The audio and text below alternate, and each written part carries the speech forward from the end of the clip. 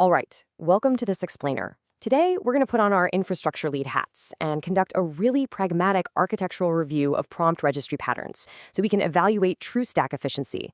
Because right now, let's be honest, everyone is rushing to ship LLM features. And in that panic, engineering teams are just throwing money at SaaS vendors to handle prompts, often without even questioning the underlying architectural necessity. If you're shipping these features, you've probably heard that prompt versioning is absolutely essential, and it is. But before we just pay for another SaaS tool and bloat our stack, we really need to look under the hood. So today, we're evaluating 3 distinct paths to prompt versioning, from simple Git files to a custom Postgres schema, all the way to a fully managed platform like Langfuse.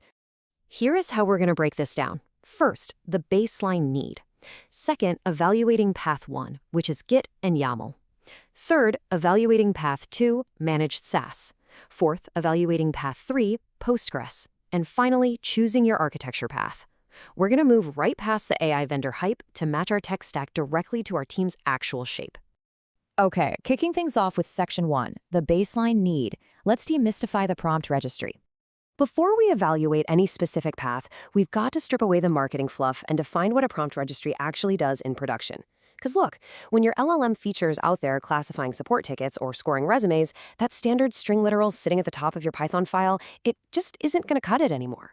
What starts as a simple F string quickly becomes an absolute nightmare when you need to track exactly which specific wording caused an AI hallucination in production last Tuesday. A prompt registry is literally just a system that fetches a string by name, renders variables into it, and hands it to your LLM client. That's it. It's crucial to remember that a registry isn't magic. The entire technical problem fits on a napkin. Its real value lies purely in the workflow it builds on top of that. Every single registry on the market boils down to this simple definition. All the tracing, evaluation frameworks, and cost dashboards, those are completely different products that a SaaS vendor just happens to sell alongside their registry. So, the crucial point here is that whether you use a basic text file or some massive enterprise SaaS platform, every registry simply provides 3 core primitives. First, you need named version strings. This is totally non-negotiable for postmortems. When things go sideways, you have to be able to point to the exact version that caused the issue. Second, you need hot swapping. That's the ability to change the active prompt without triggering your CI/CD pipeline. This saves countless engineering hours by removing code deploys entirely from the prompt tweaking process. And third, you need A/B labels. This is absolutely critical for safely running experiments. Like testing a new GPT-4 prompt right next to an open source model that's running on just a fraction of your production traffic. Moving right along to section 2, evaluating path 1, Git and YAML. This is the minimum stack. Let's start with the absolute bare minimum required to get versioned prompts running, which is just files in Git. This is the baseline we have to compare everything else against to see if we actually need a dedicated registry at all. You just use a simple YAML file to hold your versions, write a quick regex helper to substitute variables in your code, and log the outputs to a local JSON-L file. This minimum path offers an incredibly high developer experience because there's literally zero context switching. It keeps engineers in their native tools, combining your audit, your versions, and your reviews into a standard pull request. Plus, you get linting and CI/CD for your prompts natively. And storing your logs in a local JSON-L file? That is virtually free and highly secure. If the exact same 3 engineers are writing the prompts and shipping the code, a registry is just unnecessary overhead. Your repository does the job beautifully. But well, here is the catch. The exact moment a product manager sends you this Slack DM, hey, can you tweak the prompt real quick? The Git-based workflow creates a massive bottleneck for your deployment frequency. Think about the friction here for a second. Your PM asks for a tweak. To do that, you have to open a branch, make a one-word change, wait for CI checks to pass, get a code review, and then trigger a 15-minute deployment just to change the word helpful to polite in a system prompt? That is negative stack efficiency. You're going to burn so many expensive engineering cycles just changing text strings. Getting that DM is the exact signal that it's time to upgrade your architecture. Which leads us perfectly into section 3, evaluating path 2, managed SaaS. We'll look at Langfuse Cloud and the operational trade-offs. So when non-engineers need to iterate on prompts daily, we typically evaluate path 2, which are managed SaaS platforms like Langfuse Cloud. This represents the high-speed, UI-driven end of the architectural spectrum, and it brilliantly illustrates the power of a decoupled UI. It maximizes your deployment frequency by allowing hot swaps without requiring a single code deploy. A product manager or a support lead can log in, edit the template, hit save, and boom, it's promoted to production with a click. But for us infrastructure folks, the real magic here is in the SDK caching mechanism. You aren't making a network call to the registry for every single LLM generation. the SaaS SDK usually caches the prompt locally, often for about 60 seconds or so. This means you get the benefit of instant updates without adding 200 milliseconds of network latency to every single user request.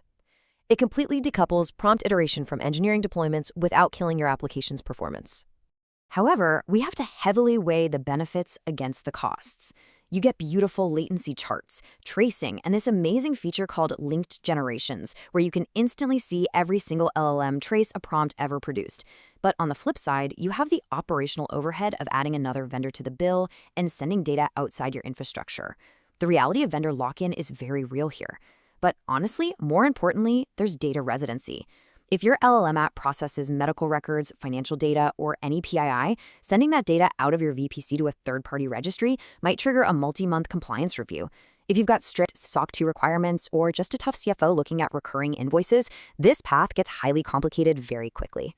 Ultimately, comparing these two reveals a pretty stark choice. It's your classic infrastructure dilemma, right?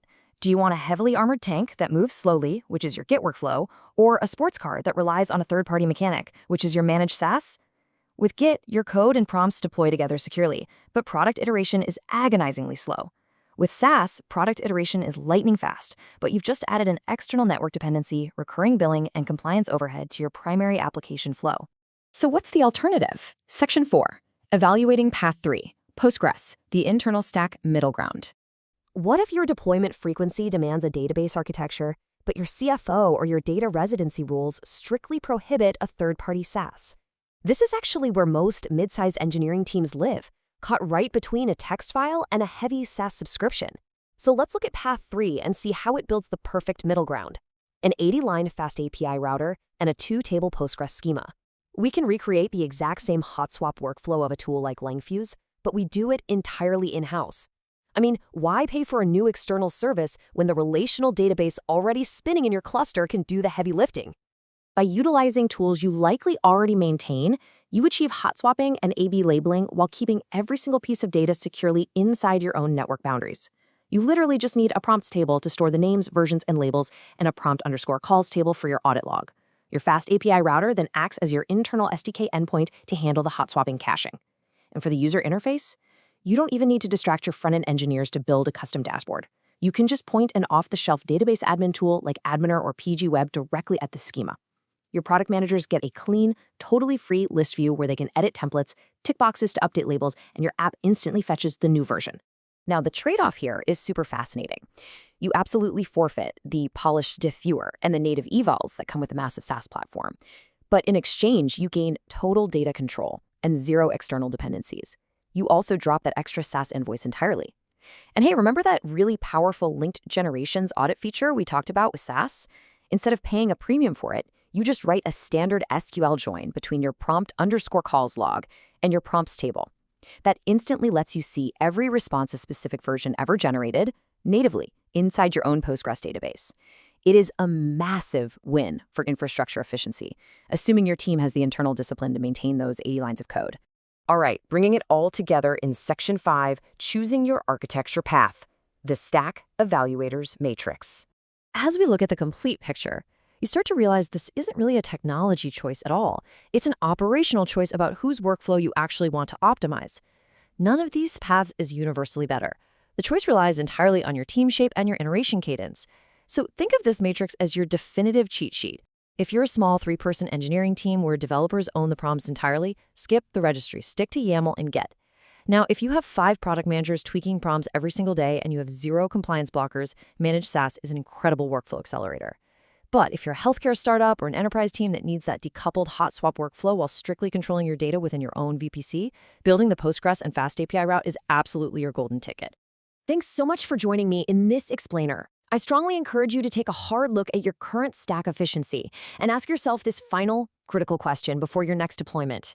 Are you adopting a third-party SaaS registry because it fundamentally solves a real mathematical bottleneck in your iteration cycle? Or are you just buying it because you saw a cool graph on Twitter?